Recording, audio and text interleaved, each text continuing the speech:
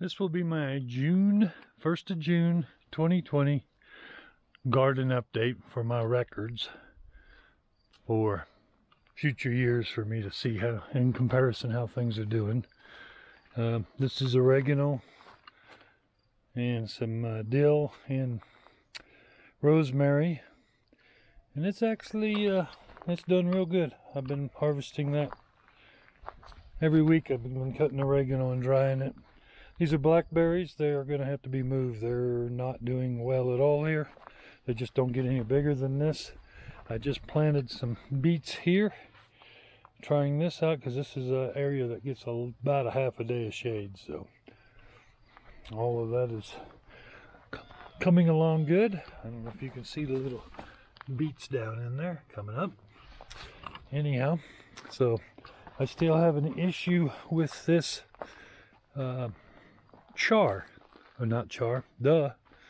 rhubarb.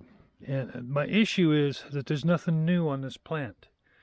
I have these 4 or 5 leaves and they're slowly deteriorating and nothing new. You see here, I should have new leaves like this, and that one doesn't have it. And this is only the 2nd year on this plant, but I suspect that they probably sold me an old thing. There was three root divisions when I bought them and put them in, but I think that this one might have been an old one. They snuck in on there.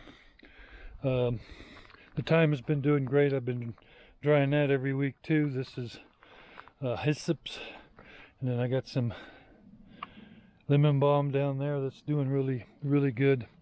This is a pear tree, and I planted 2 at the same time. This is the 2nd one.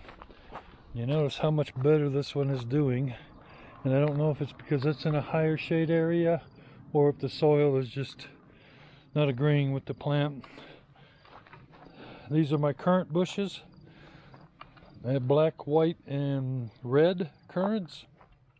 I did lose one down there, but that's, that's gardening. This here is a plum tree. I bought these potted from Norse. I'm very happy with them. They look very nice. And it's a raspberry. This is the goji berry that is still not doing hardly anything. And here is my other plum tree. I bought 2. And it's looking really pretty good. The only thing, now these don't have any new growth either, but they've just turned the leaves up. They've been in the ground 2 weeks here, and they're this green, so I think they're going to be okay. I don't even know if you can see down here in the rock of the ring of rocks here. We have this. It's a fig. It's what they call a Chicago fig. I got 2 of them here, and they're not growing real quick this year. So I suspect this year they're probably establishing roots. So hopefully in the next year or 2 they'll pick up. Okay, here's grapes. This is Thompson's seedless. This one and this one. They're not going great guns, but they're growing. And they're staying looking fairly nice. These are the Concord. And I have 2 of those. I'm trying to get them to grow in a single vine so I can grow them up a trellis. I need to put in a trellis, but I think I might wait until next year and see how they grow this year. These are my raspberries. I'm very pleased with these. I'm having some watering issues because it's so dry here, but as you can see, when they're watered and happy, they're really nice looking plants. Okay, these are multiplier onions. That's what I call them. I guess that's what they're called. But anyhow, they're supposed to put up multiple green onions. I bought those from Missouri Standard, and they've really taken off. They're doing very good, very nice. This is my cabbage bed. You can see they've all started taking off too with the warmer nights. We have warm days. It's the nights that's always a problem here. Strawberries, I had to put up a shade type device here so that during the afternoon and when the sun is really intense here, they get intermittent shade, and it's really made a big difference. I mean, these plants are really taking off since I've added this high dollar fancy shade unit here. That's a little bit of parsley, and I'll just grow that up, and then I don't know, pretty soon I'll probably start cutting it and drying it and putting it in. There's some mint. I got some kale. This plant here is, I got 2 of them. Those are cantaloupes. And then I have mixed results here on my cauliflower, and you'll see that I've got some other cauliflower that's doing a little better than this. This is my comfrey plant, and this is what I talk about, how my squash, what's closest to the comfrey, grows greener and bigger than what's farther away. Of course, now this is the gray squash, and this is the regular zucchini. Well, this one I think they call black zucchini. You see, I've got one down in there. They're pretty dark. They're green, but they're pretty dark. These tomatoes on this side of the fence here, these are called Gilbert. They're a Roma style tomato. They have their whole life grown like they're drooping, like they're not getting enough water. They've always been like this, no matter what I do with them. As you can see, there's not hardly any flowers on them. And the flowers we have, I don't see any fruit set. These are very, very disappointing. They're just not, I don't know. They just look like they're lifeless. And I got 5 of them. They're all doing the same thing. So they either don't like my area, this altitude, my nights that are cooler, or what. But you can see they're not doing any good at all, really. The plants are okay. They're just not setting fruit. So they probably will not get a repeat next year. And this is, I hate to say it, this is actually a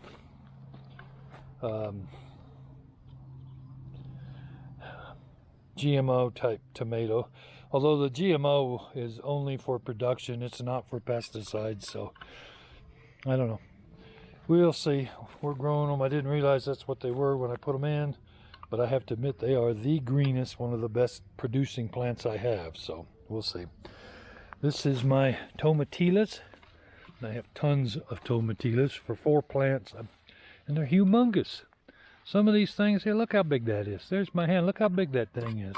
Amazing. These are mortgage lifters. Lots of flowers. Getting some tomatoes. These are called subarctic, these tomatoes here. Now, what these are is they'll set fruit at a colder temperature. And my concern was that they would, yeah, they'll set fruit, but they'll be little. But actually, they're not too bad. There's one there. For the 1st of July, so I won't get ripe tomato by the 4th of July, but pretty close. And then these little things here, this is called Test Land Run Currant Tomatoes. And I'm not seeing, I did see some on here earlier. There is some little dinky things anyhow, but they're doing good. The other tomatoes here, this is Wisconsin 55s or Homestead. I don't know, I get the 2 mixed up. I've got the other ones over here, and they're starting to set on some fruit and some flowers and nice sized plants. They're doing good. Of course, I got the one that, whatever it was that bit it, is killing it. I don't know, leaf hopper or whatever. But you can see those are all doing quite nicely. And then these are the other ones I was talking about, whether these are the Wisconsin 55s or the Homestead. I've got to look at my book and tell. I do have it written down. I know what my memory's like. This is celery. I bought these as plants.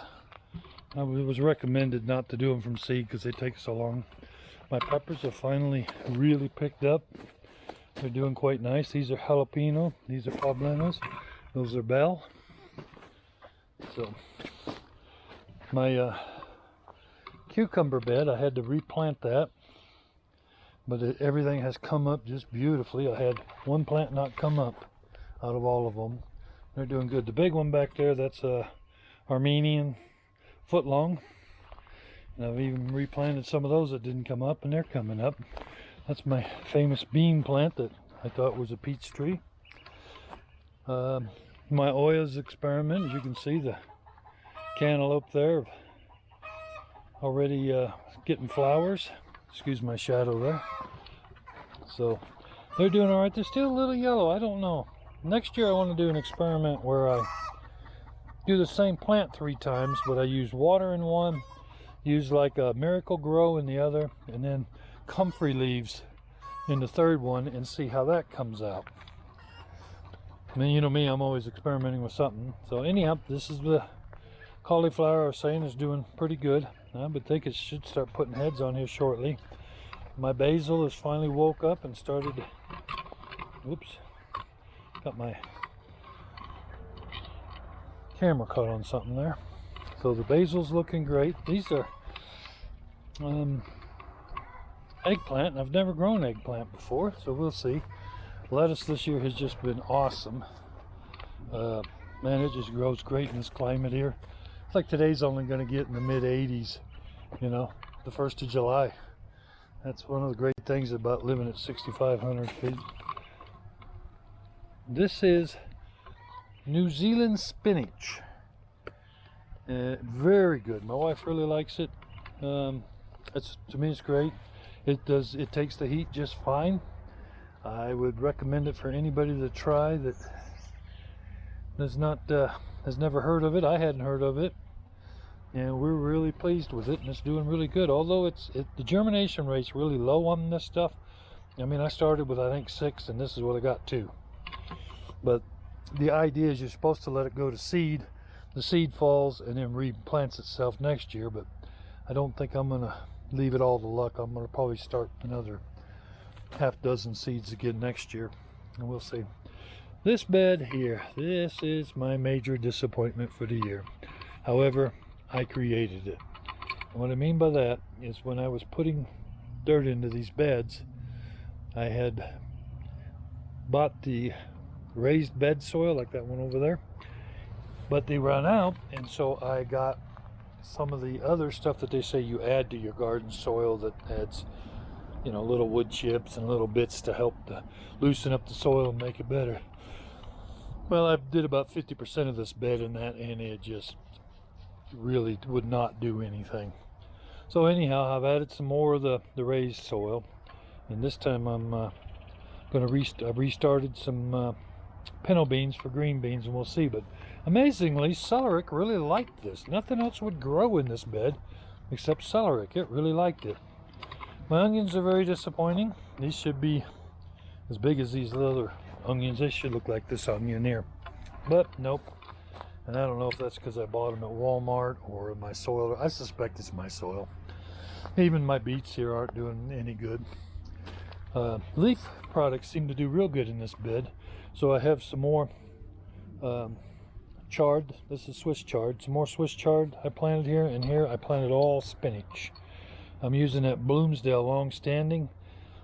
It's slower to bolt. The last spinach I had in this bed just bolted and took off. So anyhow, that's the progress of my garden. That's the status of it as of 1 July 2020. I hope you enjoyed that little tour, and now I'm going to go on and we're going to show a little lesson here. Okay, well, look at this. Okay, this is my gutter gardens. I put this in last year and I had limited success, even to the point you can see I haven't really done a whole lot this year in it. I have to learn about these. These are a little different type of gardening. Right now I put these chives in, and man, they're just loving it. So I know chives. What it is though is you don't get a whole lot of soil, so you have to make sure that whatever you grow is shallow root. Now I do have some radishes in here simply because I couldn't get them to grow anywhere else. So I put them here so I could keep an eye on them, keep them up close, always watching on them, and they're doing great. So I don't know if my radish problems were from the soil or something I was doing. But anyhow, the idea being is last year this whole bottom one was in spinach, and we had a really nice harvest out of that. So this system will work, but it just requires a little special attention and watering because of its inability to hold that much water. But it's one way that you can garden and not even be taking up any ground space. Now let me show you another way. Okay, so if this is what your garden area looks like, or even your lawn, well, you'll be lucky because you can see out here we don't get much of that. But anyhow, I have a little here. But let's say this is your whole yard and you want to grow a couple of tomatoes, whatever. And I've done this and this works really good. What you do is you get a pot, a big pot, pretty good sized pot, and you dig a hole that pot will fit in up to about here. And then you cut the bottom out, put the pot in the hole, fill it full of your potting soil, put your plant in there. Now, you water, it's only in the pot. You're not putting it all over the ground. So 100% of your water benefits the plant. You fertilize, it's 100% for the plant because it's not going to go through the walls. It's deep enough that the grass roots are not going to come up. And then when you mow up right up against the plastic, and then you can weed eat right up against. That's why you leave it up a little bit, so that when you weed eat, you don't hit your plant. You just hit the bucket or the pot, whatever you want to call it. And I've had a lot of success growing tomatoes like this right out in the middle of the yard. Well, I say middle, it's on the edge, but still it was in the heavy grass.